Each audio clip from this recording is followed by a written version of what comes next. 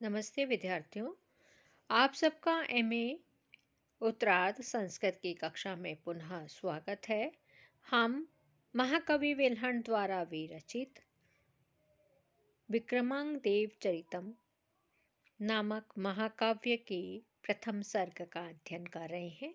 आज हम 7वां श्लोक पढ़ने जा रहे हैं। यह श्लोक इस प्रकार है।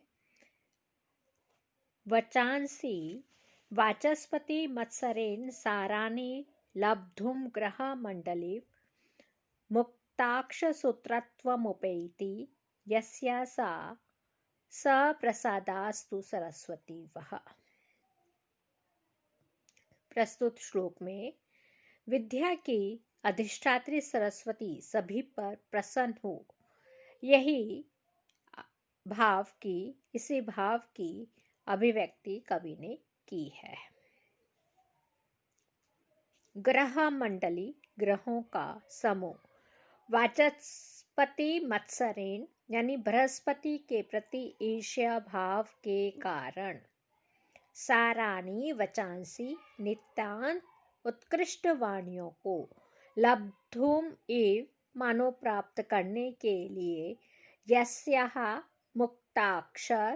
मुक्ताक्ष सूत्रत्व जिस जगत प्रसिद्ध सरस्वती की मोतियों के मालापन को उपैति प्राप्त हो जाता है, सा सरस्वती वह सरस्वती आप सभी के लिए सप्रसादा अस्तु प्रसन्नता से युक्त होवे।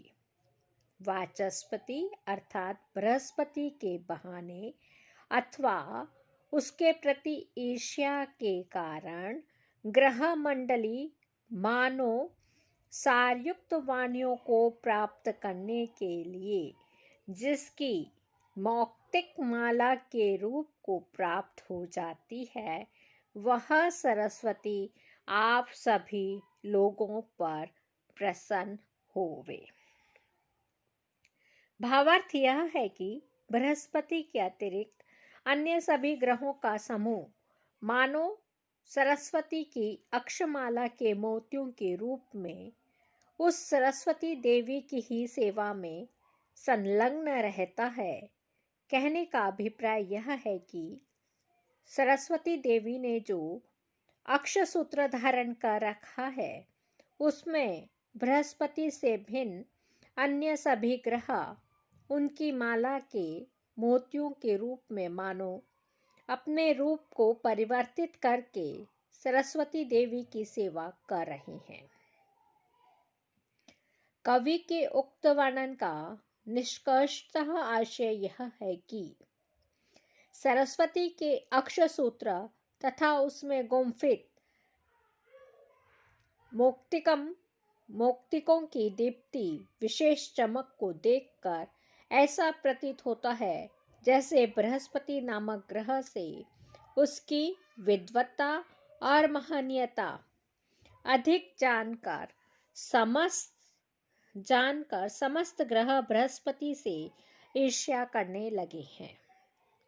इसीलिए अपने साथी बृहस्पति को छोड़कर वे संपूर्ण ग्रह सरस्वती के अक्षसूत्र के मोती बनकर सरस्वती की सेवा कर रहे हैं। ऐसी वाग देवता अवतार धारण करने वाली माँ सरस्वती सभी पाठक आदि सामाजिकों पर प्रसन्न रहे, अर्थात प्रसन्नता पूर्वक सभी पर कृपा करे और उन्हें श्रेष्ठ बुद्धि दे, जिससे ये कवि की वाणी को सुगमतया हृदयंगम कर सके। लब्धुम पद आया है, लब धातु से तुमन प्रत्यय होकर लब्धुम पद बना। उपैति उपसर्ग इणगतौ धातु है, लट लकार प्रथम पुरुष एक वचन। वचांसी वचस सकारांत हलंत नपुंसकलिंग और प्रथमा विभक्ति बहुवचन है। यहाँ पे एव वाचक शब्द का प्रयोग हुआ है। इस शब्द के द्वारा उत्प्रेक्षा अलंकार की योजना व्यक्त होती है। यहाँ उपमान का उपमेय के रूप में परिवर्तन प्रदर्शित करके उपमान की हीनता द्योतित है। इसलिए उपमा का विपरीत प्रतीप अलंकार भी कहा जा सकता है, क्योंकि ग्रह रूप उपमान सरस्वती की अक्षमाला के मोतियों उपमेय के रूप में परिणत हुए बताए गए हैं और बृहस्पति से ईर्ष्या भाव प्रदर्शित करके कवि ने उसकी अपेक्षा उत्कृष्टतया सरस्वती का वर्णन किया है। इसलिए व्यतिरेक अलंकार की भी स्थिति मानी जा सकती है। अब हम 8वां श्लोक पढ़ने जा रहे हैं। यह श्लोक इस प्रकार है। अशेष विघ्न प्रतिषेध दक्ष मंत्रा शतानामिव दिङ्मुखेषु विक्षेप लीलाकर शिखराणां करोतु वः प्रीतिमेभान भानस्य। यहाँ पे प्रीतिम धान इभानस्य है। इभ कहते हैं हाथी के सदृश, आनन यानी मुख वाली। हाथी के सदृश मुख श्री गणेश जी का है। हाथी के सदृश मुख वाले अर्थात श्री गणेश जी के अशेष विघ्न प्रतिषेध दक्ष मंत्राक्षतान में समस्त विघ्नों के निराकरण में समर्थ, मंत्रों से अभिमंत्रित अक्षतों के समान। अक्षत यानी नहीं टूटे हुए, जो चावल टूटे हुए नहीं है, ऐसे अक्षतों के समान। क्या है? अशेष यानी समस्त, विघ्न प्रतिषेध विघ्नों के निवारण में, दक्ष मंत्र समर्थ मंत्रों से, अक्षतान में अभिमंत्रित अक्षतों के समान। कर शिखराणाम अर्थात सूंड दंड के जल कणों की, दिंग मुखेशु सभी दिशाओं के अग्रभागों में, समस्त दिशाओं में, विक्षेप लीला बिखेरने की क्रीड़ा, वह प्रीतिम करोतु आपको प्रसन्न करे, आनंद प्रदान करे। गजानन हाथी के समान मुख वाले श्री गणेश जी के समग्र विघ्नों की निवृत्ति में समर्थ, मंत्रों से पवित्र अक्षतों के समान सूंड में निहित जलकणों की सभी दिशाओं में बिखेरने की क्रीड़ा आप सभी की प्रीतियां खुशी को पैदा करे, अर्थात सबको आनंदित करे या प्रसन्न करे। भावार्थ है कि गजमुख गणेश अपनी सूंड में जल भर करके चारों ओर से फैलाने या छिड़कने की जो क्रीड़ा करते हैं, वह सभी पाठक आदि सभ्यों की प्रसन्नता का कारण बने।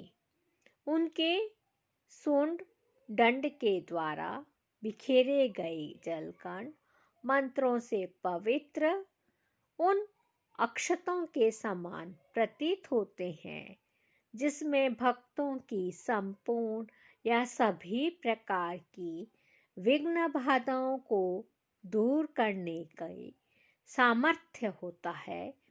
अस्तु श्री गणेश जी की सूंड से झड़ने वाले उक्त प्रकार की विशेष गुणों से संपन्न जलकण सभी सहृदय पाठकों को अथवा श्रोताओं को अभीष्ट आनंद का अभिवर्धन करे, यही प्रस्तुत पद्य का भावार्थ है।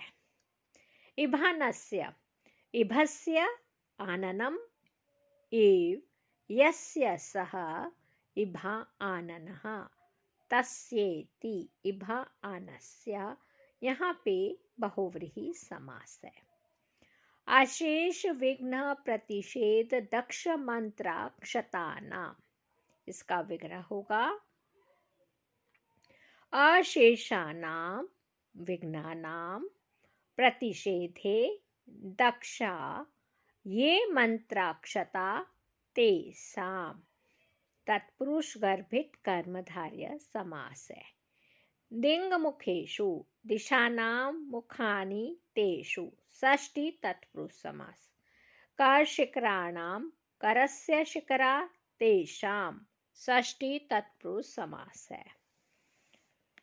व्याकरण देखिए, प्रीतिम पद है, प्रिया धातु से तिन प्रत्यय और द्वितीय विभक्ति एक वचन। करोतु डुक्रिय करने धातु लोट लकार प्रथम पुरुष एक वचन। सादृश्यम उपमा, इस उपमा अलंकार के लक्षण के अनुसार इस पद्य में उपमा अलंकार है। यहाँ पर वैदर्भी रीति का प्रयोग किया गया है।